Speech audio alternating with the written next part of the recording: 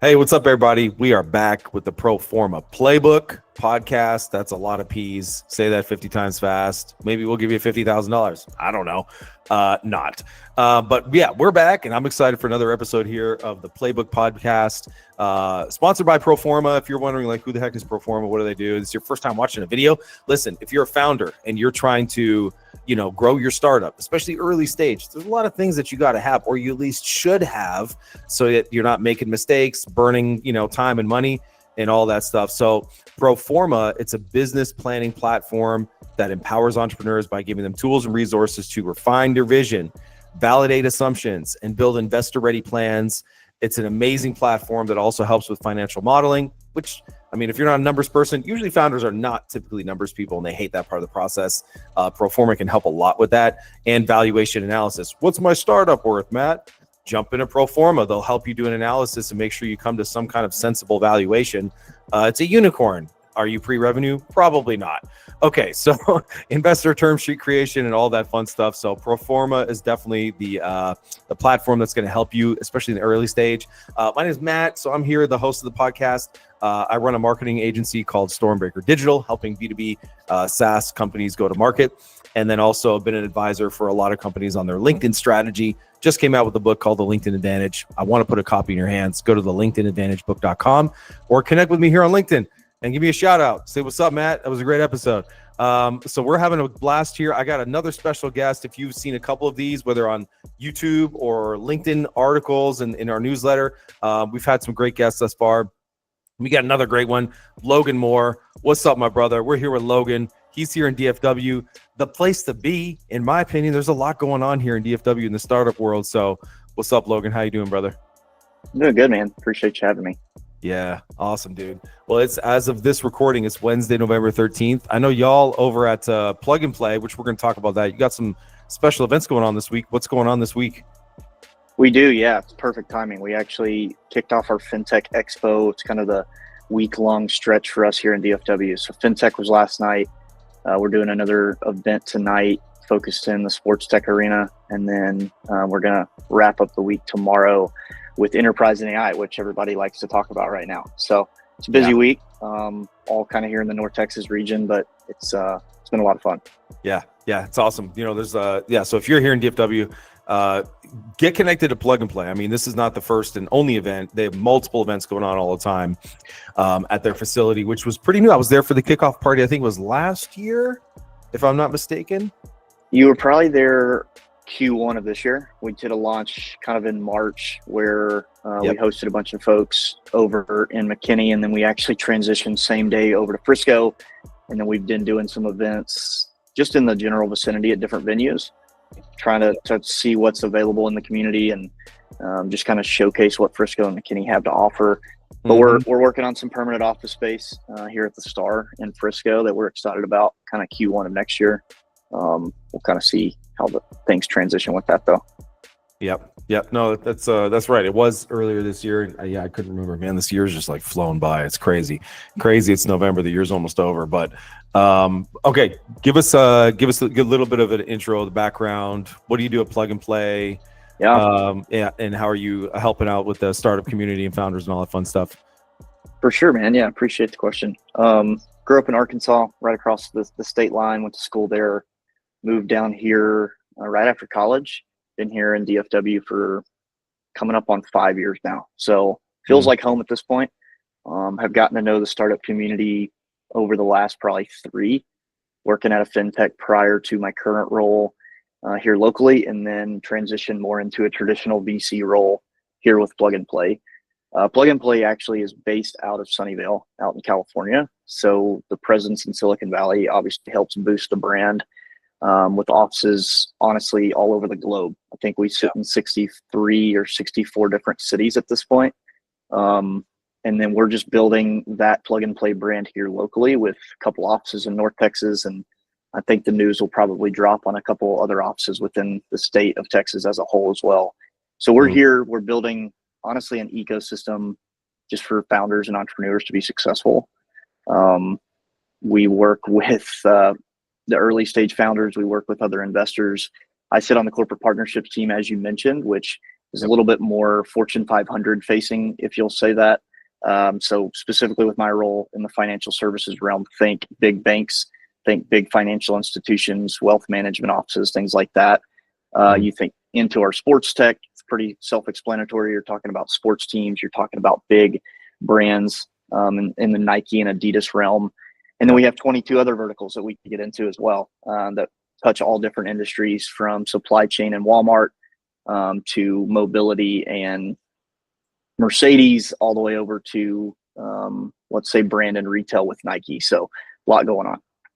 Yeah, a lot going on. Yeah, I found it really interesting. And at that the kickoff event, it was great to meet Saeed Amidi, who of course is the founder of Plug and Play.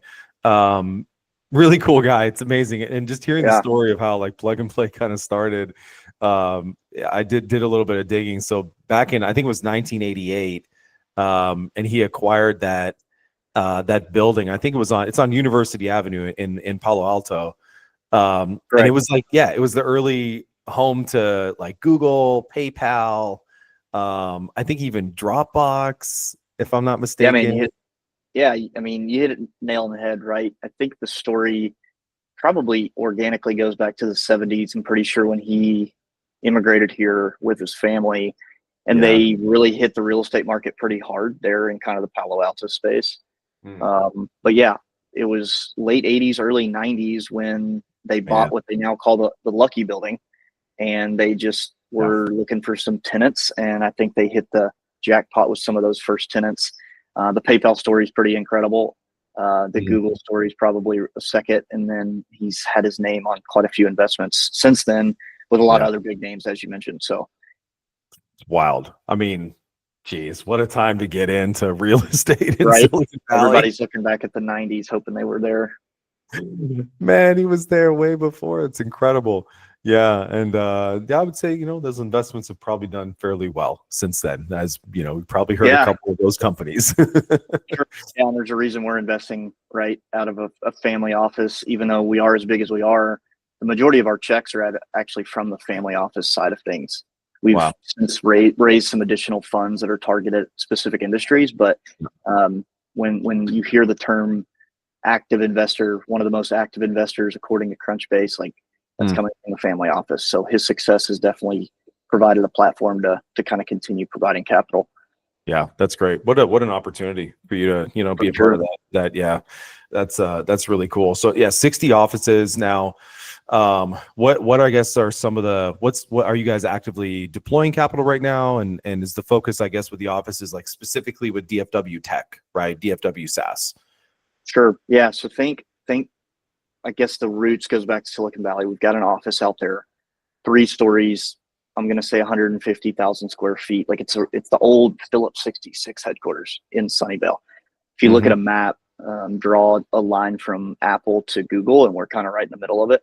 So that is, I guess, what we would call the crown jewel. We have startups calling that home. They're renting office space. Our employees are there. So that's kind of the big hub that everything revolves around. And then you start looking at some of these other cities across the US, but more probably dense in, let's say, Europe and the Middle East. And each of those offices has a specific target, right? So why do we come to DFW? You think about sports tech. Sports City USA is a term that Frisco has coined, and we set up an office focusing on sports tech. Makes sense with some of the big sports teams here. FinTech, obviously strategic as well with regards to the financial market here in DFW. All the news breaking about the stock exchange and some of the big brands moving to Uptown. So each of these offices are going to be strategic with kind of why they're located where they are. We've got another one in Topeka, Kansas, right? You could probably take a pretty good guess, focusing on agriculture, animal health, things like that, because they're in the corridor right there with the Midwest.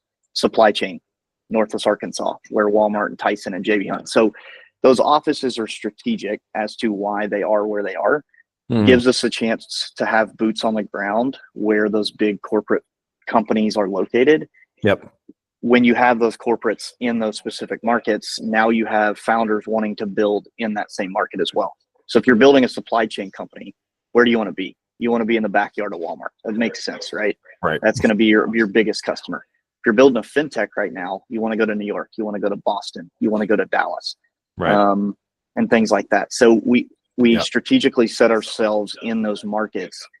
To answer your question with deploying capital, according to Crunchbase, which I guess is your source of truth with regards to the startup world, we're one of the most active investors from deal count. So when you think about how many deals we're actually working on an annual basis, now spread this across 60 offices, right? So this is on a global scale, but we're averaging 200 investments on an annual basis. So that's a lot of companies that we're getting our hands in. It's a lot of companies that we're able to provide a check to. Yep. Now those checks from the family office are on average $100,000. So it's kind of that early pre-seed to seed stage that we're getting in on, but very active, definitely deploying capital. And then as I alluded to earlier, we have some additional funds that are much larger, focused on supply chain, and then one on financial services and another one. Now we're talking, we can get into $1.5 million, $2 million checks, make a bigger dent, help them grow, accelerate a little bit quicker. Yep. It's a long-winded way to say, yes, we are deploying capital actively at all times. Yeah. And I'm curious, like the level of involvement. So if Plug and Play gets involved, they become part of the cap table. Sure. What's the exchange there? Is there more that comes with that as far as like the ecosystem, maybe leadership or advisory? Yeah. As far as the investment portion, that's just kind of one arm of what we do, right? So when we do write that check, I don't sit on the investment team myself, so I'm not in that due diligence all the time. I'm familiar enough with it to know kind of what's going on. But it typically comes with the check. It typically comes with request of a board seat, right? We do want to have a little bit of that strategic advantage to sit on the board and I'm not going to say help control things, but help guide these founders and actually be active in their company. We don't want to just be, not that an angel investor is a bad thing, right? But more involved. We want to help accelerate what they're working on. And then you jump into the accelerator portion, which we actually run. And that's some of the events we're working on. That's actually totally free to startups. So we go through a selection process every couple of months where we'll bring in 10 startups in each industry vertical, and we'll work with them hand in hand over a 12 to 13 week period where we're trying to do is add value, trying to introduce them to our network. We're trying to do business development alongside of them, find end users that they might be targeting. If they're raising capital, maybe it's something we can invest in. If it's not, maybe it's something we can tap our network of investors in the DFW area, if not on a broader scale, to help accelerate the fundraising portion. Sometimes they are looking for board members, advisors, mentors, things like that, and we can provide that as well. But like I said, at the end of the day, it's an ecosystem play, trying to build that kind of full circle wheel there. So if a founder wants to engage with Plug and Play, we've got a couple different buckets they can fall into. You want to do the business development piece, let's hang out in the accelerator. Let's introduce you to some of our big partners. If you're looking for capital, happy to do kind of an analysis on what you're looking at and what you're working on, get you plugged in with the right team member and see if it's something we can work with. And if it's not, like I said, we know every investor in those markets just because we are so active with what we're doing. So we'd like to say that no matter who comes across our board, we can either help them directly or point them in the right direction. Yep. I'm curious, what are some of like the most exciting innovations that you're seeing in either fintech or sports tech? Yeah, man, I think it's actually, so obviously our conversation stemmed from the Pro-Forma pitch competition, right? So just to quickly connect some dots and quick cool story, if you go Pro-Forma, which is a part of the Eagle Venture Lab group and the studio that they're running, and then you go a rung higher and you hit Eagle Venture Fund, now you've got the active capital that some of those guys are working on. One of their portfolio companies was actually introduced to us through VIP, who sits on the Eagle Venture team and is now part of our accelerator for the fintech in Dallas. So it's kind of a full circle to where you get to know some of these guys and they see the value with Plug and Play and they send one of their founders over that they've invested in. So that's just a cool story in and of itself. But then if you nail in and kind of focus on what he's doing, it's probably one of the coolest fintech platforms I've seen, right? So he's selling this into banks and financial institutions, but it's all targeting anti-money laundering, human trafficking, and things like that. which is such a niche market that when he gets on stage, he immediately catches your interest, right? He pitched yesterday and blew everybody out of the water with regards to kind of what he was targeting. It's a much bigger problem, right? It's a global human problem that we're fighting with human trafficking. But you're talking about TD Ameritrade, I think in the last couple of months came out in the news, and they are on the hook for $3 billion worth of anti-money laundering things that came through their came through their balance sheet. And he's sitting here saying, I've got a solution to prevent that, right? Yeah. I think JP Morgan was on the hook for 200 or 300 million for very similar situations. So it's a big deal. He's got a product to where it actually shows a little bit of a heat map of your location and where you're doing a lot of your lending. So you provide this to lenders, you provide this to community bankers, and they're able to use this as part of their screening process before they even deploy capital. So you think about doing a background check, you think about doing some of the things that everybody needs to do in order to qualify for a loan. This becomes an additional piece that they do as part of their KYC process. And it prevents so much on the front end and saves those banks. I mean, if you look at the news, billions and billions of dollars. Yeah. He's got some cool investors that he would probably love to share. But Eagle Venture Fund's one of the big ones. So I think I know who you're talking about. Can we say? Yeah, I mean, no, he loves the publicity, man. His name's Noel Thomas. Evidence, founder of DarkWatch, actually. Oh, yeah. Okay, DarkWatch. I was thinking, have you heard of Evidencity? Happy to go into Evidencity too. They're not a plug and play, like we're not working with them from a plug and play standpoint, but I met them at a Eagle Venture. My goodness, I met them at an event like 2-3 weeks ago, and they pitched. I met the founder, so they're doing some cool things too. Yeah. Okay. DarkWatch. That's awesome. Yeah. He's based out of Florida. Working on some really cool things, man. He's done some really great stuff. Yeah. Noel Thomas. That's right. There we go. Yep. That's very cool. Yeah, man. But I mean, on the Evidencity piece, right? Like they're doing some really cool things too. Yep. I believe one of their, I mean, it's public knowledge. It's on LinkedIn. I think one of their founders actually is becoming an entrepreneur in residence for the lab. So with Pro-Forma and all these Profit Inc. and all these companies. So he's right in the mix of it too, doing some really cool stuff.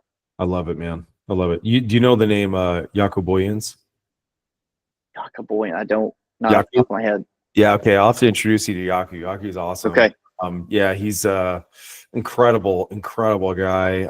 Amazing story. His sister was actually trafficked for 6 years when she was 12, and he's from South Africa. And long story short, he ended up finding her. He was, I think, 18 at the time, and then 6 years later found her. And now he started an organization that's global. He's consulting for FIFA with their human trafficking strategies, the UN. Yeah. He's like on the global scene, I think in 60 countries, organizing, groups of people to, lead the fight against human trafficking. But anyways, we were at a private event last night and he was speaking, and he said the human trafficking industry is like $152 billion a year. I think it's absurd. It's absolutely absurd. Yes, it's insane. So seeing like the innovation, that people are bringing to bring, solutions to this problem is fantastic. Like we should use technology for this purpose, right? Yeah, I mean, I heard somebody talk about it. I know we're getting a little off topic here, but I heard somebody talk about it a couple of weeks ago, and he was like, this is not just a job or a career that we're going to have for 40 years and then be done. He's like, this is a fight, and this fight's meant to be won. So we got to look at it as something we actually can win and are trying to win and end. He painted a really cool picture, man. I can talk about that stuff all day. So yeah, I love that. It's great. I just like having real conversations, and maybe not directly related to the pitch competition, but certainly important. Sure. Like that's how, and that's one of the reasons why I love Eagle Venture. Wade Myers and Mark and all those guys. Like, hey, we, innovation's great, but can we also include in our thought process about innovation ways to solve real world problems, and some that are unfortunately, like just gross and dark and horrific. Like those are the ones that we should be tackling. So I love that. Absolutely. There's that focus and stuff like that. So it's really cool. But we do have a pitch competition coming up. Are you excited to be a judge?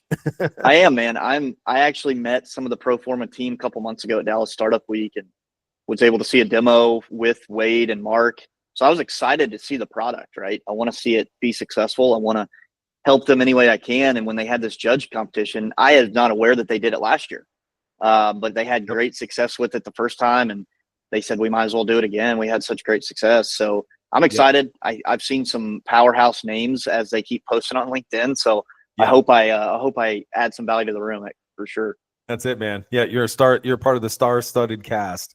That's for sure. There you go. Yeah. So it's going to be great. And if and Pro-Forma like just streamlines the whole pitch competition process, the judging, the feedback, and all of that stuff. So I think you're going to really like it. It's going to be a great experience.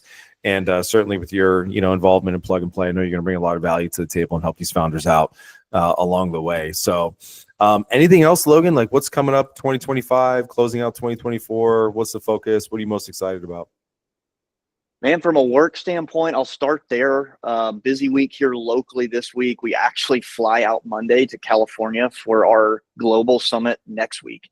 So it's a 2-week stretch. Talk to our program manager about the timing of these things. We're working on the schedule for next year, but we'll be out there. The event starts Tuesday, runs all the way through Thursday. You're talking about 3,500 people probably coming through our headquarters in a matter of whatever that is, 3 days. So that's an exciting event. It's, this is a 2-week marathon, right? It's just a beast of a kind of ending sprint that we have. After that, we have Thanksgiving, which will be much deserved, and a lot of kind of just accounting, reporting, checking some boxes to hit some compliance things in December. And then we're right back at it, gearing up for batch number 3 in the spring. So we'll do a selection process come January and February. And then we'll actually be putting some startups into our batch.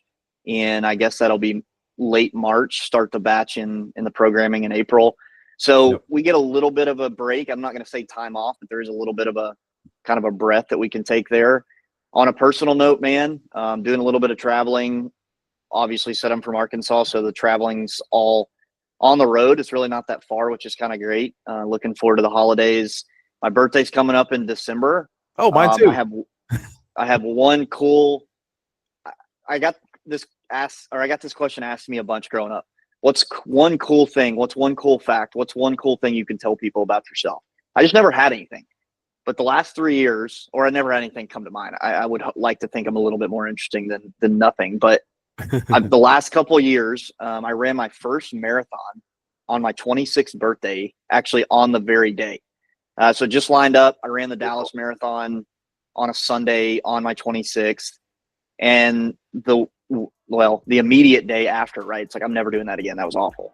But then the week later, you're like, man, that was kind of fun. I can do this. So all that to say, here we are a little over 2.5 years later. I've been running consistently, ran a couple other races, done a couple things, but this will be the 3rd year in a row that I will run my age on my birthday. So take the years that you're turning on your birthday and then get out there and go run. So it's going to be, it'll be a 5-hour deal probably, but got a few friends joining me in Dallas and looking forward to it. That's such an interesting idea. I've never heard of that before. Actually, I'm turning 39 in December 8th.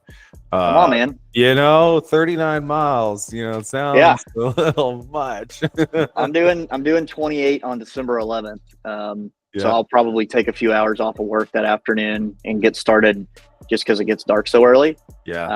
Probably run the first half of it by myself if I had to guess. And then once people start getting off work, they'll trickle in and grab a mile, grab a 5K, grab whatever they will, and we'll knock them out. What a cool idea. Well, happy, man. Early birthday to you. And you too, man. Yeah, dude. Yeah. Can't guarantee that I'll run that many miles, but I'm actually going to think about it. There you go. I'll give it a thought, You can always bike it. I've heard people do that too. That's true. I'd much prefer to play like 39 hours of pickleball straight. That I could definitely do. Yeah, I'd be interested. That'd be tough on the knees. Yeah. Awesome. Well, listen, Logan, I appreciate your time, man. Great to chat with you. And guys, the pitch competition's coming up. If you're watching this after the pitch competition, don't worry because there's always another one. So go to Pro-Forma's website, check it out, see when the next one is, submit that application to get, to get featured or to get into the contest. 50 G's on the line. It's not chump change, So you can make some damage with that. But Logan, bro, thanks very much, man. Great to chat, and look forward to seeing what more good stuff comes out of Plug and Play up there in Frisco. Yeah, man, we're excited. Appreciate it. Awesome. All right, guys. Thanks so much. This is Matt Cretzman, your host, Pro-Forma Playbook. Peace. I'm out.